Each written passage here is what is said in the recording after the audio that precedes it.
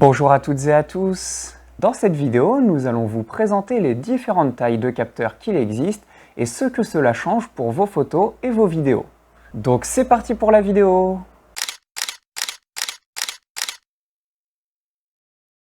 La photographie, à la base, ça veut dire écrire avec la lumière. C'est donc pourquoi à chaque fois que l'on prend des photos, on est dépendant de la lumière. Et si cela rend important le fait d'avoir beaucoup de lumière lorsque l'on prend notre prise de vue, il est tout aussi important que les surfaces qui réceptionnent la lumière puissent réceptionner un maximum de luminosité.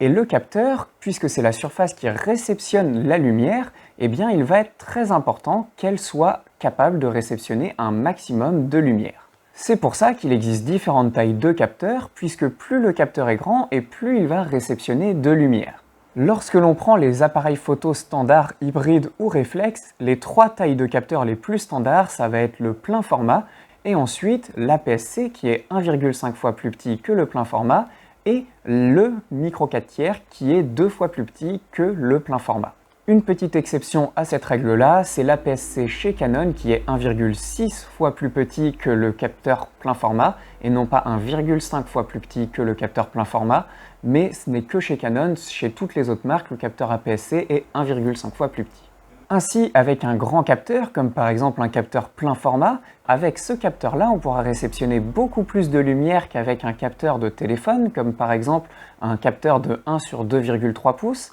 puisqu'il est beaucoup plus petit et donc il a une surface beaucoup plus petite pour réceptionner la lumière. Ainsi, dans une situation similaire où il y a un manque de lumière, eh bien le capteur de l'appareil photo plein format réceptionnera mieux la lumière et donc aura une photo qui sera moins dégradée que la photo prise avec le téléphone. Maintenant, ce que je viens de vous expliquer concernant la différence de luminosité selon la taille du capteur, c'est pour des capteurs avec le même nombre de pixels. Puisqu'en réalité, ce n'est pas directement la taille du capteur qui détermine la luminosité de l'image, c'est la taille que va avoir chaque pixel pour réceptionner la lumière. Et donc si on met beaucoup plus de pixels sur un capteur plus grand que sur le capteur plus petit, qu'on met par exemple 100 millions de pixels sur un capteur plein format et qu'on n'en met que 10 sur un capteur micro 4/3, eh bien forcément le capteur micro 4/3 réceptionnera mieux la lumière puisque chaque pixel aura plus d'espace pour réceptionner la lumière. Donc on simplifie en disant que plus le capteur est grand et plus il y a de luminosité, mais ce n'est vrai qu'avec des capteurs qui ont le même nombre de pixels. Ainsi, si on veut avoir la même performance en luminosité, eh bien un capteur plus grand permettra d'avoir plus de pixels, donc le capteur plus grand a encore une fois un avantage. Puisque s'il ne nous permet pas d'avoir plus de luminosité, à ce moment-là, il nous permettra d'avoir plus de pixels sur notre image et donc d'avoir une photo qui pourra être plus facilement recadrée ou alors qui sera plus nette lorsque l'on la tirera en très grand format par exemple.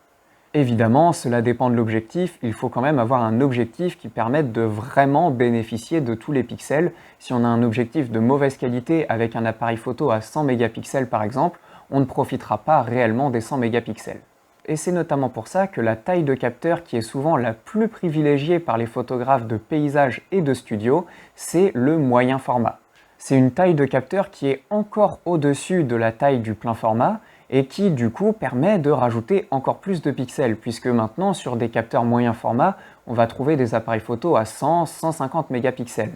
Donc on aura une photo qui permettra encore plus de liberté dans la retouche et dans le recadrage, et également dans la taille d'impression que l'on pourra faire de la photo. Donc en partant du principe que plus le capteur est grand et plus on a de lumière, on pourrait se dire qu'il vaut mieux avoir le plus grand capteur possible et ne pas se poser de questions. Mais en fait c'est un petit peu plus compliqué que ça, puisque un grand capteur ça a aussi des inconvénients. Et le premier, c'est que quand on a besoin d'aller voir quelque chose qui est loin, eh bien un grand capteur permettra moins facilement de le voir qu'un petit capteur. En effet, plus un capteur est petit et plus il va avoir un facteur de grossissement important. Puisque lorsque l'on calcule la longueur focale d'un objectif, on la calcule toujours en fonction du capteur plein format, puisqu'il correspond à la pellicule argentique standard, le 135 mm, et donc ça nous permet de nous repérer peu importe les objectifs que l'on utilise. Mais si on utilise par exemple un 25 mm avec un capteur micro 4/3, eh bien en fait on a une équivalence 50 mm. Puisque le capteur micro 4/3 étant 2 fois plus petit que le capteur plein format, eh bien on va avoir un facteur de grossissement de 2 fois. Avec le même objectif, on aura donc une photo qui sera 2 fois plus grossie sur le capteur micro 4/3 que sur le capteur plein format. Ainsi, un petit capteur va permettre d'aller plus facilement voir des choses assez lointaines et également va permettre d'avoir des objectifs qui sont généralement plus légers pour aller voir loin. Et on va donc avoir par exemple des 800 mm qui sont beaucoup plus légers lorsque l'on prend une équivalence 800 mm pour du micro 4/3 que lorsque l'on prend un 800 mm pour un plein format. Et c'est également pour ça que les appareils photo bridge qui ont de petits capteurs permettent d'aller voir très très loin et souvent plus loin que ce que l'on pourrait aller voir avec un hybride ou un réflexe par exemple. Donc si ce qui est le plus important pour nous c'est d'aller voir quelque chose qui est loin, un petit capteur peut être très avantageux. Par contre, si ce qu'on recherche c'est surtout la luminosité, et bien là un grand capteur lui peut être plus avantageux. Pour déterminer la taille de capteur qui correspondrait le mieux à votre manière de prendre de la photo et de la vidéo ou tout autre point lié à la photo et la vidéo, vous pouvez nous contacter, les coordonnées sont dans la description et on se fera un plaisir de répondre à vos questions.